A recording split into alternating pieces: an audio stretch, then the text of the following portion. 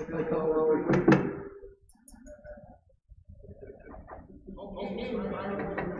Well, welcome to TeslaTech 2021.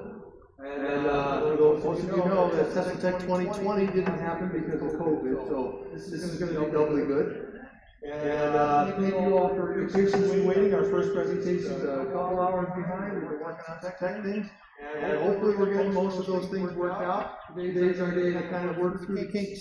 And just wanted to say, I told a lot of you personally, but I wanted to just let you know that the guy who's normally running the tech for the TeslaTech conference for the last 30 years, John Fiala, is not here with us.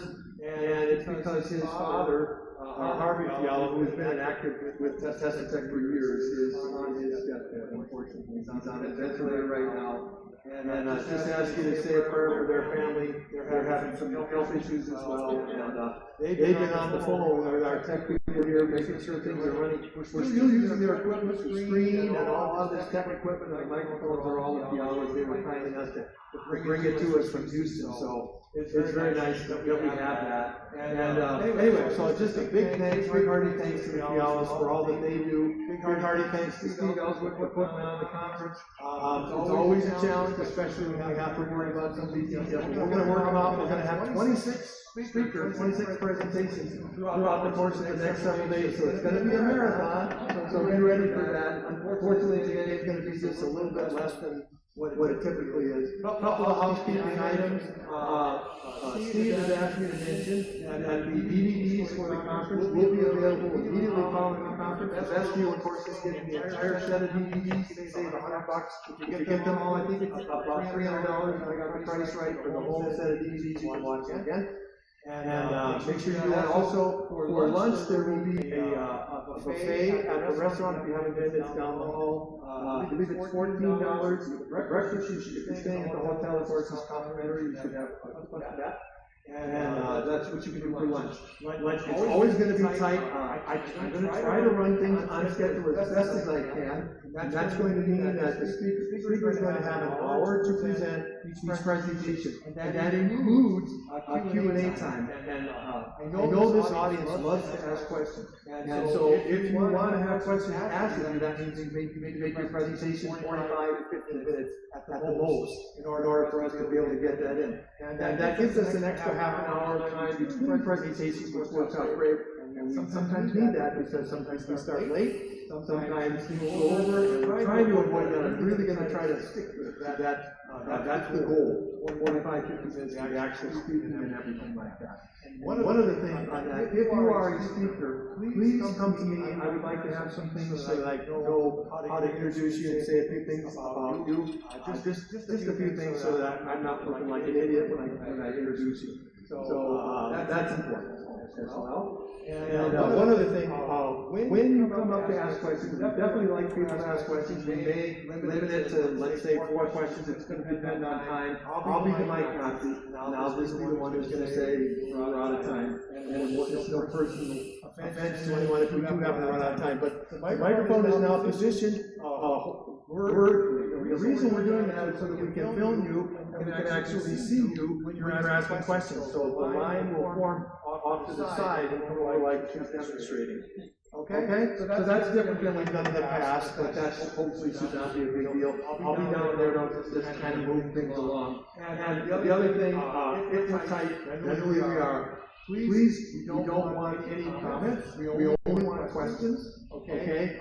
Please don't get up there and pontificate. And also, please try to limit it to one question. I understand sometimes questions lead to others, but be respectful in that way. We don't want to monopolize the time that we have. So that's important. With that said, let's move ahead to our first speaker. On the schedule, Bill Alice was supposed to be speaking at 1, but Bill is not here. So we are speaking. This is the 1 o'clock presentation showing at 3, and our speaker is Walt Jenkins. And I think you're not going to be disappointed at all with Walt Jenkins. He's spoken here before, and he's amazed me before. And I'm going to, he's told me that this is not a good, that I'm way oversimplifying it. And I don't want you to be angry with me, but for me it helps to kind of make it a little simpler. He's going to be talking about his technology, which is a water-based technology, and it's going to be restructuring the water. I'm not going to get into the details of that. But as I kind of understand it, most of these restructuring processes are basically done with electrolysis, which is, in a way,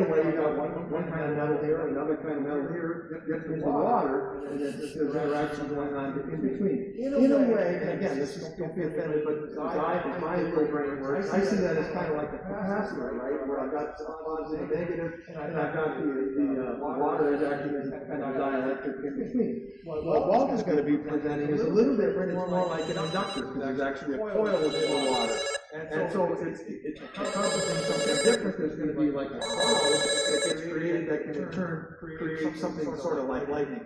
And I know I've way oversimplified that, please don't be upset for doing that, but he's going to be showing us a movie about his organization, his company, which is called H2 Global, and the website, if you want to write this down, is h4gas.com. H4gas.com. So I said the website twice, let's go to the company. Anyway, Walt is an inventor, and he's got over 100 patents to his name, and he's been working on developing this process for a while. He's got investors all over the place, and looking for the right combination of things to come together. I'm giving a lecture in the conference. I'll call you back. I'm hoping for today when we'll be able to fill our car tank with just water from our hose and have some stuff in our car that we can run this and that. And I think Walt may be one of the people that'll make that possible. So here we have today, bring our first hand for the week to Walt Jenkins.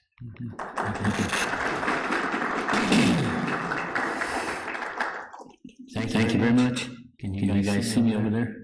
Then I'll hide behind that. Anyway, my name is Walt Jenkins, and I invented this technology. It is nothing to do at all with electrolysis. And I tried to make that point, but I want to re-emphasize it because still people confuse it.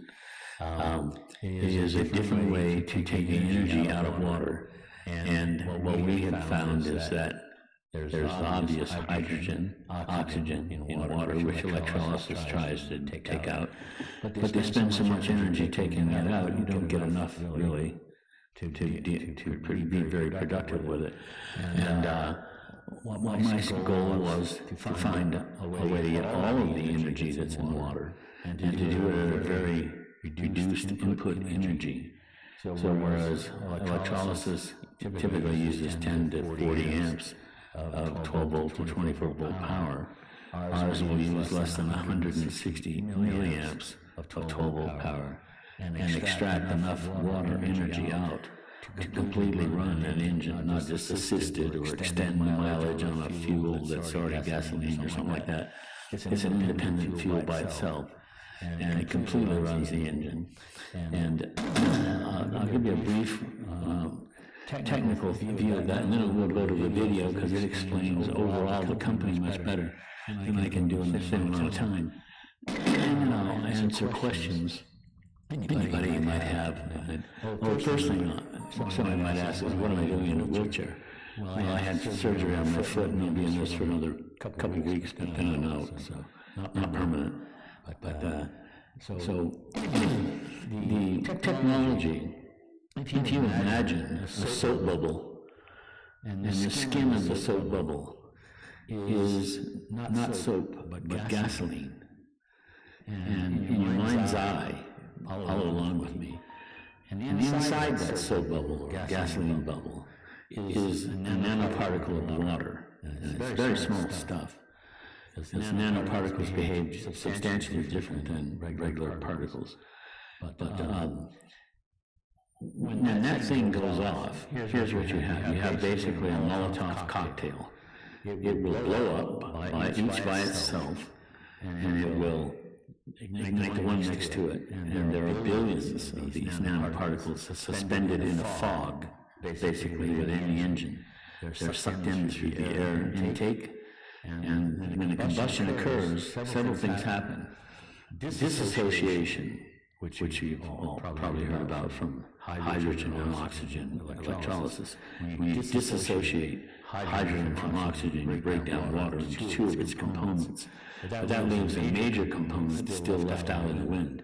That component is water and steam, which powered the entire industrial revolution for hundreds of years, and actually still does. Most people don't know it, but the power plants that they build to provide your house with energy, those are basically steam-powered plants. The fuel they're putting in there is basically fossil fuels, coal, whatever they can burn to make the steam, but they're still driving that technology with steam. So steam is very important. So in our system, when we process the water and we create this micro nanoparticle fog, and we wrap each individual particle with a thin layer of gasoline. And now we've gone past that, so that was the early stuff. We don't need that anymore. We can do it with plain water. But the way it works is those things would blow up inside the combustion chamber, and they would produce oxygen from disassociating water. They would produce hydrogen, and those are all burnable fuels. And then they would produce steam, which is a huge power force inside the combustion chamber. It expands 1,700 times percent. Let me move over here so you can still see me. And what's going on in the combustion chamber is that process is so powerful. It's about 1,100 times more power in that than there is in gasoline. I don't know if most people know this, but maybe they do. But gasoline, if you buy $1 worth of gasoline, you're only using 25% to go down the road. 75%, more than 3/4 of what you're spending goes out the exhaust unignited as bad particles. And so we're in a very, very inefficient consumer society. And there's a lot of people out there that do not want to see technology like ours go anywhere. And they've done a lot to stop us, but we're still here. And we're moving ahead now very fast. So I'm quite happy to report that we have some imminent major injection of cash coming up. And we expect to be able to launch the company on a commercial basis very soon. The technology is such that you can pour water into a gas tank, what was formerly a gas tank. That water then flows into 2 cubes, and those cubes convert the water into a process that I explained about the fog and the gas and all that. And then they become ignitable and explosive. But only during that particular process is that ignitable. So if you had it in a plane, and it was providing power for your engines, fuel for your engines, and the plane crashed, all you'd have, other than a big mess, is a lot of water. You would not have flame everywhere and killing everybody around that isn't dead yet. So there's a lot of implications to how the technology works and how it can expand.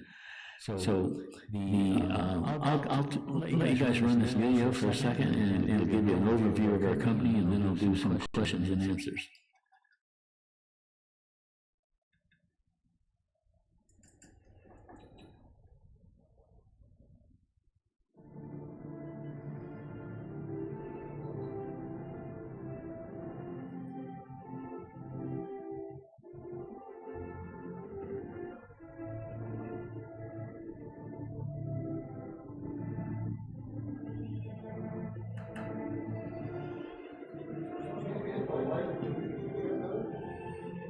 Can you turn it up a bit? Oh, the overhead lights, can you turn them off?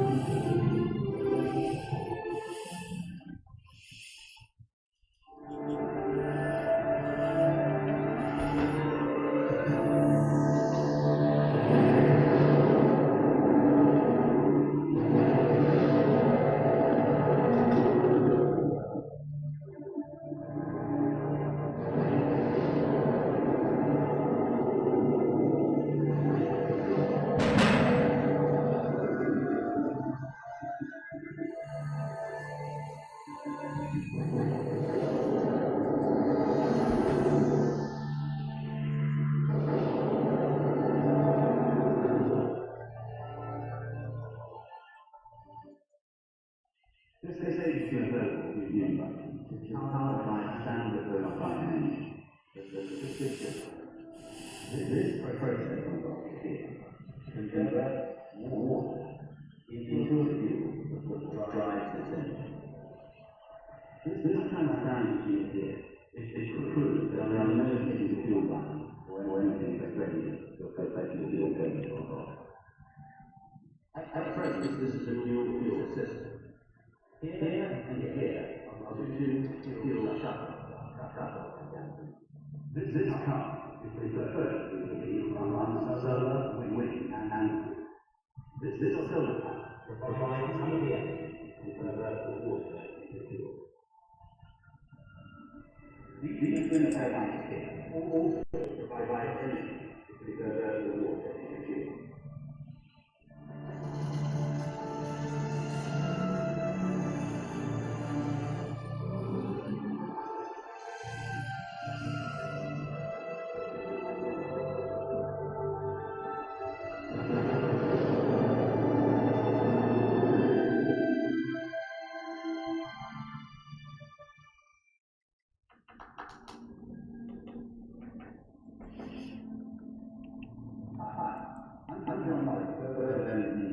Today, we're going to be testing one of the convertible water-based fuel systems.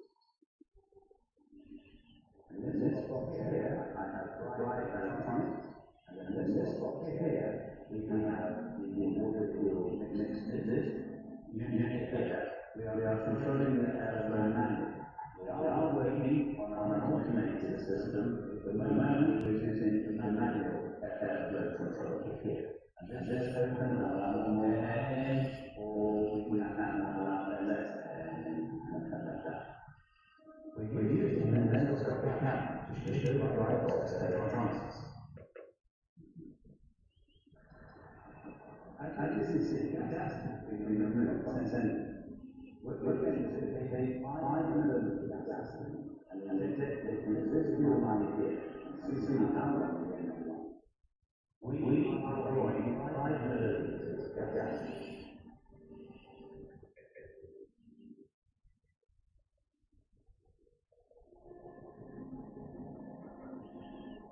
Now we're going to start the engine and see how long it runs.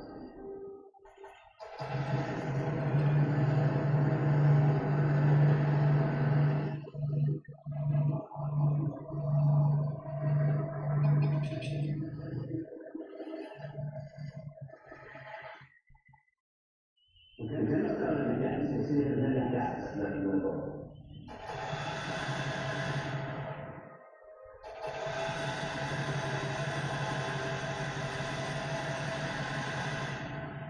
Now this is ordinary drinking water, and I'm going to pour 450 milliliters into this jug.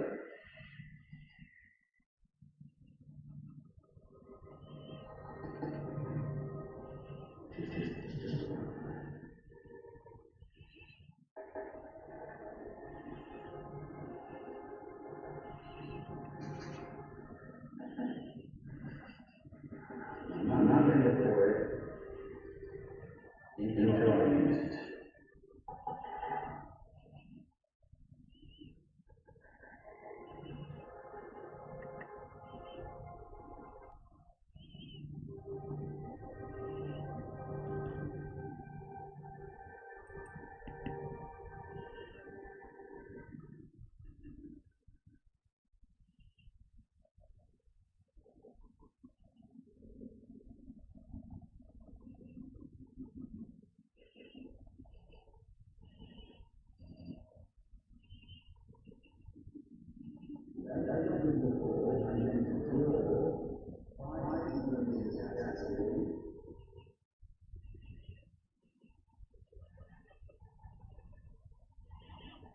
And inject it into the same chamber I put the water in, and 5 ml of gasoline and add it to the water. At this point, you just add the water and the 5 ml of gasoline to the chamber. I'm going to turn on the power for the water fuel system that is going to provide power to change the water's molecular structure. This unit here uses 282 milliamps at 24 volts. We have another system which is that's 170 milliamps at 24 volts. Now the power of 282 milliamps, I guess it's starting in.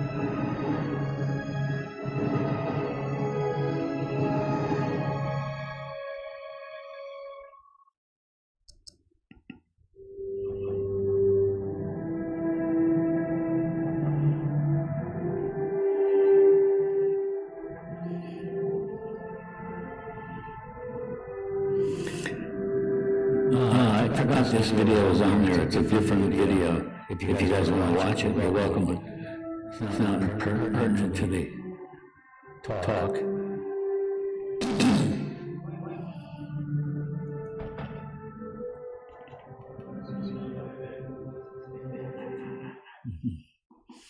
Thank you. So, couple things. We're a private placement company exclusively, and we don't intend to go on the stock market. Right now, the way things are going, we won't need to. We started out at $1 a share. Some people in here already are shareholders.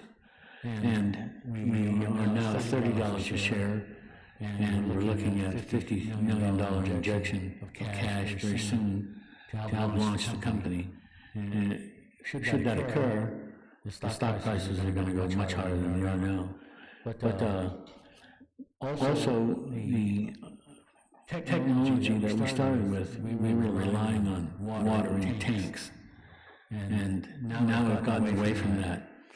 I came up with an idea that you could take dehumidified, basically, water out of the air, and that would provide you with the fuel. The question was there enough water in the air, and could you get it out fast enough to stay ahead of an engine's demand? Fortunately, the questions, those The answers to those questions are yes, you can get enough water. And there is 14.2 billion gallons of water suspended in our atmosphere at any one time. And it's not finite, it's replaceable.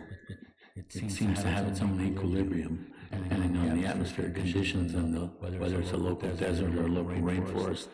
But obviously there's much more water available in the tropical area than there is in the desert. But still, even the desert, at sunset and sunrise, have enough temperature differential to provide enough water to run engines independently of gas stations, refill stations, any of that. So now you look at a prospective, a future world market for energy, where you can drive a car that's extracting its fuel out of the air. It doesn't need a gas station. It doesn't need infrastructure and big tanker trucks running on the highways with all that fuel in them and pipelines cutting across people's private property. It's just ridiculous to even conceive of it the way it is if you understand the way it could be. And so I have several new patents pending on the water extraction system, and these things are called atmospheric water generators. And our particular system is extremely low power. I mean, a family of four can't provide all their bath water and toilet water and showers, but they can provide all their drinking water with our system without going to any other infrastructure support for the water. And if they're very conservative, they can also live completely within the water generated by our system. So that opens up a whole new world market. Most people don't have access to fresh drinking water, which is clean.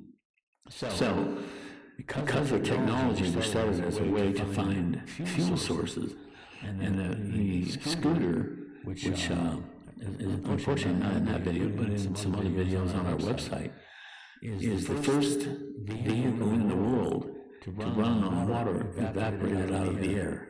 And it wasn't any miracle to do that. We just bought cheap Chinese dehumidifiers, and we took a gallon out of the atmosphere, which didn't take very long.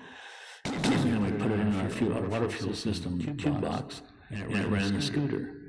So while it wasn't all on board the scooter, it doesn't matter. It proved the point. Yes, you can get water out of the air, and you can run it in the vehicle. So that point is big burn. It probably, no, I don't know, because it was taken out of the atmosphere, but it might have radon in it. Or some other Chernobyl remnants.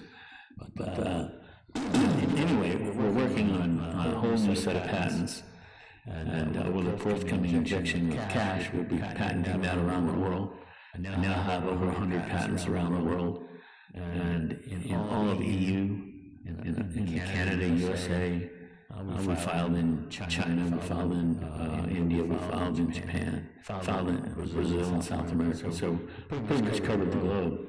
And the intent there is to protect our technology. The secondary thing about protecting your technology is that it's a wolf-eat-wolf world. And when the big boys find out you've got something, they're just going to steal it and say, F you, come and get us. And if you don't have enough money to come and get them, you're screwed. So we're not putting our stuff on the market until we have enough money behind us to control our market. So a lot of people have asked me, why aren't you out on the market right now? That's why. Because I could put it out tomorrow, and for a short while we'd have fabulous success until everybody started copying it, and Chinese stuff started coming in, and then we'd be out of business. And we don't have the money to fight that. So we developed a strategy to go around it. And our current iteration of fuel system now includes the cube system, which is the two cube boxes that were in the video. And also, I'll be demonstrating those we brought the scooter that runs on water. We brought it here in the trailer. And from Florida, by the way, 1,600 miles of driving. Don't want to do that again, but I have to go back. But all the way, we brought that scooter, and we brought a generator that runs on water. Two viable, one's a vehicle, one's a technology source power. And you can now run power for your home cheaper at home than you can buying it from the power company. But until we release our technology, that won't happen. But it will soon happen. Questions? Okay, I'd just like to invite everyone to have questions to line up back here. And I'll start with the first one. You were here 2 years ago, and I didn't buy any stock then, but I made 3 gold. Yeah. Well, I don't remember when it went up to 20, but it went up to 20, and then it went up to 30. So, yeah, they can buy shares to see me. Yeah, I brought all the paperwork and stuff with me to do that. So. Okay, thanks. I asked a question about what is exhausted from your engine and whether it could be read against water and radiating or whatever. And you said it was not me. And you now, is the technology different? No, I'll tell you something. If you go to our website and download the very first top page that says Energy Report 2020, I think, that explains something unique we found out when we were testing it. When you do the process, the water has oxygen and hydrogen, obviously. But when they're disassociated during combustion, the excess oxygen is not spent on the combustion because that already has enough oxygen in its atmospheric intake to do what it needs to do. So now we're burning hydrogen, we're burning well, not burning, but we're making steam, exploding it, flash steam, and we have excess oxygen. So what we were getting was on our meter scales, it goes to 20 for percent of oxygen, and it went pinned itself to 20. It was putting out oxygen out the tailpipe of the scooter, and it wasn't putting out toxins and pollutions. So that's the reason it won't. There's not enough of the 3 components left to be converted to water because some of them are used.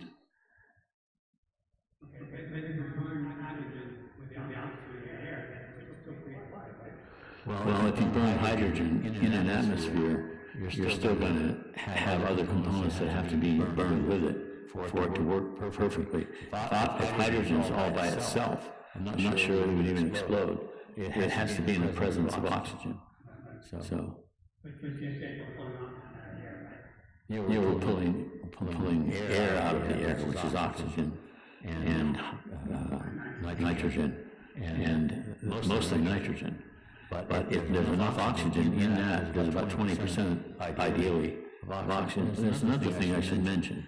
This has not come to the forefront yet, but it will soon be a major issue, bigger than climate change. And that is that the world is going short on oxygen. It's not being produced as much, and it's declining. And there are some major leading scientists I can converse with that told me that that's the elephant in the room. It's a lack of oxygen is driving it down. Well, then I said, well, I think I have a solution. We just discovered this. I didn't know it was once something they had planned. I didn't know about it until we tested it. But the output was mostly oxygen from our burn. So I said, if everybody's driving our cars on our fuel, then they're going to be putting back oxygen into the air. And before, we would put very tiny, minuscule, hardly measurable amounts left over from the fossil, the gasoline. Just very tiny, almost not measurable amounts of toxic stuff in that. It was so low we could hardly count it. But now that we've changed over to a newer system which doesn't use any fossil fuel at all, it's totally based on water and some other processes, but they're not toxic. And so the fuel that we make now and we will be releasing isn't going to be commercially toxic at all. Sure. Well, my question is similar to what you asked. Speak up into the mic, please. My understanding is that when H2G Well, HHO's electrolysis process, I have nothing to do with that. And it has nothing to do with my technology. Nothing at all. So let me reiterate that. Electrolysis in HHO is an antique way to get energy, hydrogen and oxygen separated from water and use those components as a fuel. But it takes so much energy into the water to get that to happen. There's very little left over for a gain. Now, most of the people, and I know most of them, they're still selling hydrogen units. You get like 20-30% increase for a while, but then after a long time, what happens is the anode cathode plates do what's called anodization. Any metal over here goes to any metal over here on the negative. And when that coat of anodized particles attaches to the plate, it becomes inert. It won't produce, it won't carry a charge, the system fails. So it's got a built-in life problem that is not very good.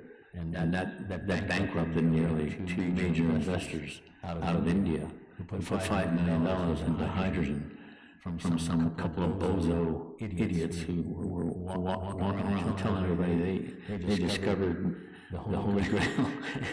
and it wasn't the Holy Grail, it'd been around a long time. They convinced him that he put in $5 million and he lost it. So because they had all the units coming back. And you know, if you had checked around, you would have found out that beforehand. But anyway, electrolysis is a very primitive way to it. I was in electrolysis for years. I invented what's called now the dry cell. I let it go, unfortunately, trusted somebody with it, and they immediately put it on the website, and it went everywhere. And inside of 3 weeks, there was people in Australia claiming that they designed it and invented it. And then all of a sudden, everybody in the world was saying they invented it and they designed it. And I'm just laughing my ass off because I got really screwed by those assholes and everybody else who took that. And I had no patent on it. And I never would trust anybody again with my technology like that. It's just a lesson learned, you know. And it hurt for a long time, but it quit hurting when I figured out how to do what I'm doing now. And I protect what I'm doing now, like a newborn baby. So what happens to the hydrogen once it combusts? What happens to the hydrogen? It's consumed in the combustion process. I can't explain it chemically or technically to you. That's my understanding of when hydrogen combusts is that first explodes. Well, that's a process of the burn, but that's. The gentleman before me said that should be able to recombine. Well, if you have all three of the components left over, and they're in the right proportions, it could theoretically recombine. What happens to hydrogen if it's not recombined? What's the... I don't know what it changes into, but it doesn't show up on meters coming out the back. I'm not enough of a chemist or a processing guy to tell you what happens to it. I know that it's not there. So. And what you're getting in exchange is energy. It's just driving a piston. Much higher energy than it's about 30% more than gasoline. Just on the first test on the dynamometer, we took our scooter to a dynamometer racing shop, and the very first test we did showed over 30% gain in the amount of horsepower torque that was created. And that wasn't even trying. We were trying something else, and that showed up. So okay.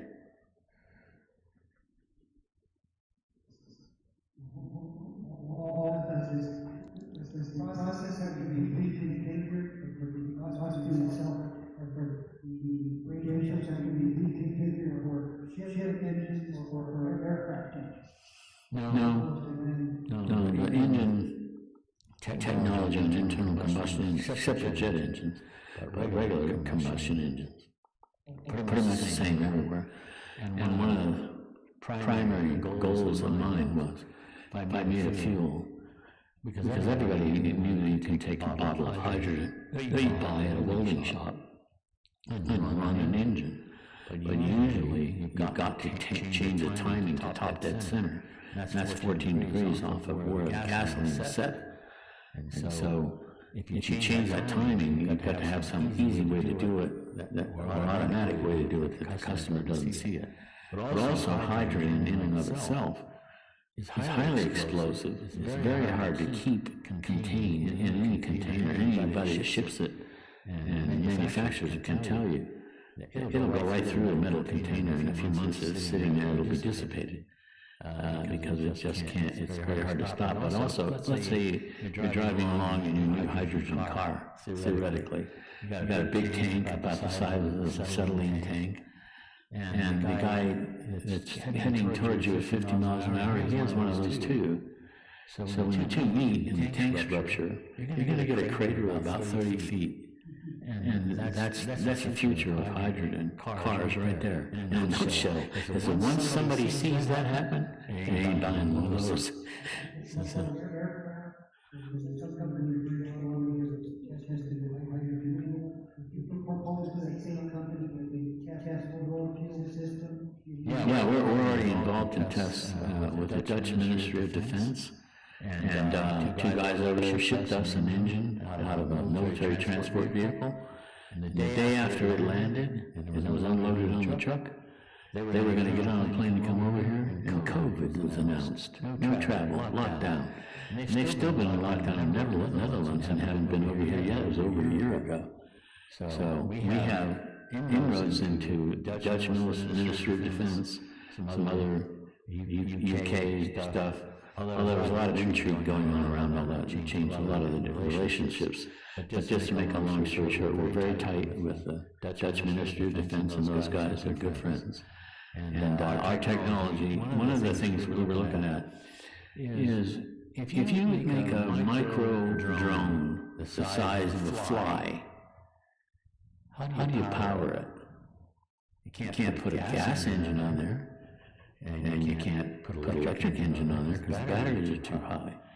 So we discussed that, and I said, look, we can micronize our process, and if it's taking the atmospheric water out of the air, if we could get the thing down to the size of a bumblebee, or maybe a tennis ball, but it would be unlimited range. So they're very interested in that for military drones, because now you've got a drone that can go anywhere in the world, as long as you've got satellite connect, and you can tell it where you want. You can put in video, audio, all kinds of scanning radars and everything. And there's a lot of information you can get. You could park one of those things outside the Pentagon on a windowsill and listen to everything they're saying in there. They wouldn't even know it was there. So yeah. Just a quick question, 160 milliamps, 12 volts, what frequency? 12 volts is the same standard 12 volt frequency in particular. No frequency. No, that was DC. It was No frequency. Yeah, I'm sure there are frequencies in DC power. What they specifically are in a 12 volt car battery, I don't really know. But why put them through a transformer and change the frequencies to what we need in our system? What we need is slightly different than what comes in a car battery. Helium? No, I'm not familiar with it. What he uses 42.8 kilohertz is associated with what? Yeah, I think that Maury wrote something about that in his book. Yeah. Well, we do actually. Yeah, but it's not that frequency, but it's another frequency. Well, I can tell you this, we heterodyne several frequencies together to get what we're doing. Yeah. That's okay. The other quick question is, what is a nanoparticle of water? Water has a specific dimension. It's got hydrogen and oxygen, and so it's just a size. Yeah. What is that? I mean, anything like that. Water has a certain size. You can change the angle. You can change the size. It's no longer water. How do you make? Yeah, you can make water into nanoparticles. You can make almost anything into nanoparticles. Water has a specific structure that hydrogen, oxygen. Yes, and they can be. Fixed size. You can't change the size of water. It's no longer water. Well, you can change particles. You can change to different sizes. They're not immutable. That's not a fixed relationship. It's fixed in the way it's delivered now, but you can modify that.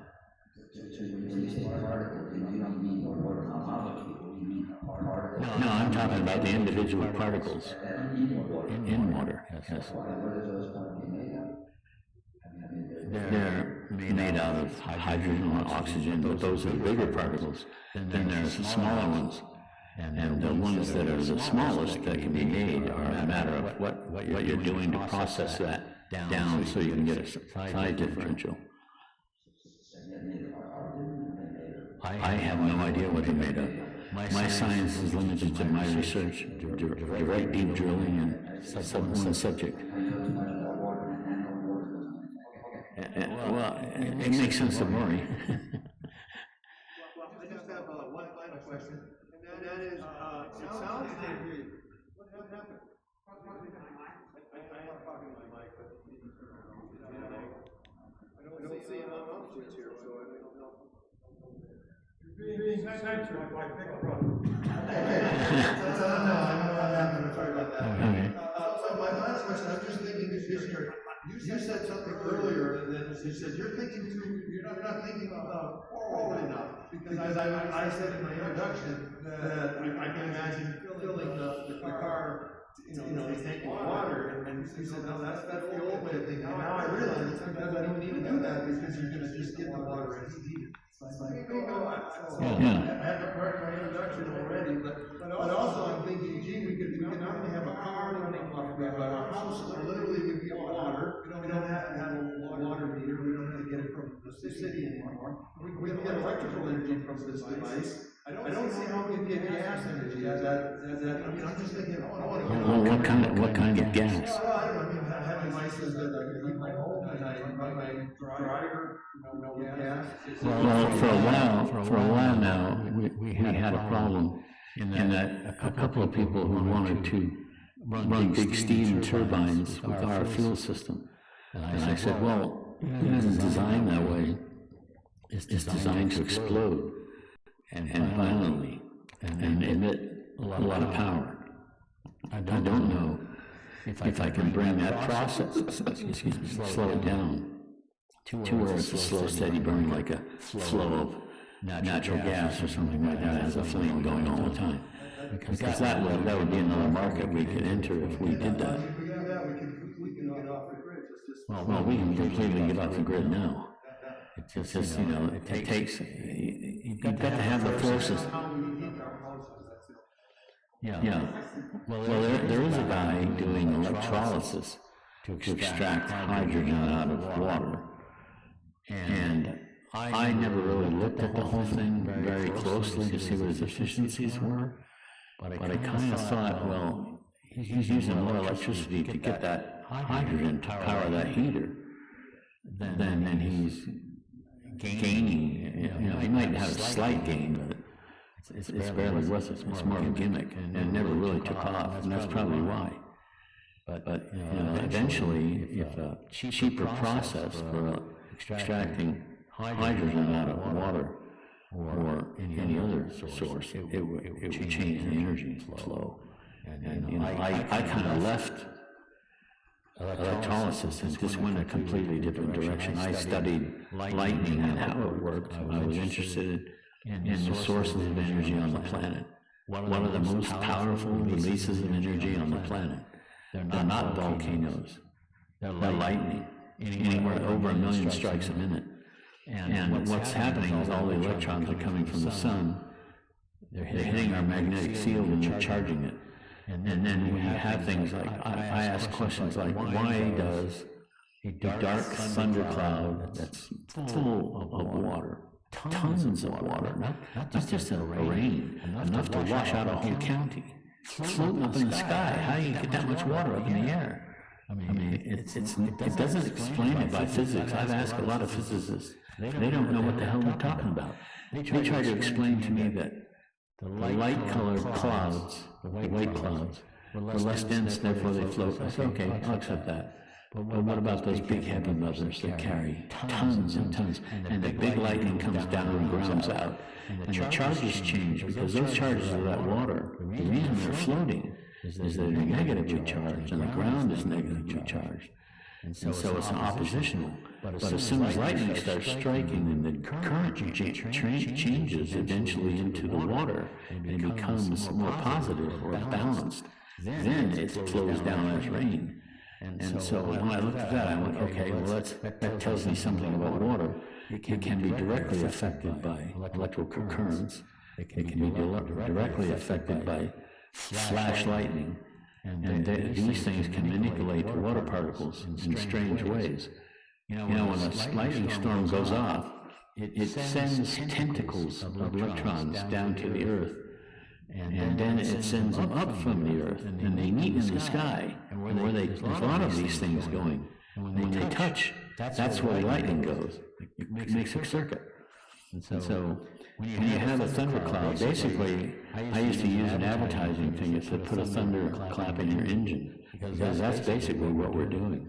We're basically changing the process of how water explodes.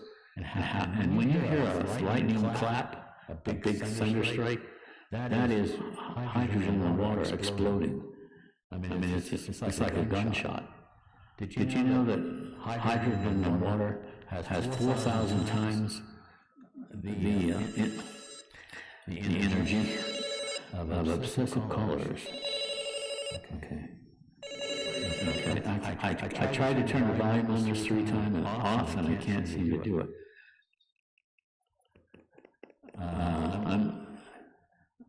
I'll call him later. Sorry. Anyway, where was I? Yeah, lightning. Yeah, it's fascinating stuff to me. I see energy differently now than I used to. I mean, I agree more and more with Tesla. There is a constant. We live in the ocean of energy, but we don't see it around us. Fish live in the ocean of water, but they don't know they're in the water. But to us, the water is different than what a fish sees. So it's just ubiquitous to them. It has no consequence. They don't think about it. And most people don't think about where is the energy that's driving. I mean, just think about this. I think about things like this for entertainment. If you figure out I talked to a physicist about this. I said, if you figure out the joules and the energy source, the BTU, all the energy measurements that you can make, said to make one molecule, one atom spin, and you multiply that times billions and uncountable numbers of the vast universe that we all live in. All of that stuff is moving. It's all under motion. What I said to this guy, he's a physicist, I said, you tell me, what's the locomotive force driving that? I said, can you tell me where it comes from? And he said, no, I've never figured that out. And I said, no, nobody has. But I can tell you where it comes from. It comes from God. God is the motion of energy. That is the primal source of energy. It may not be, a Jesus God or a Buddha God or some other God, but there's a God, some kind of God out there that's driving the energy of the universe. And that's what I think. So it might not be true, but it works for me. Ladies and gentlemen, Walt Jenkins.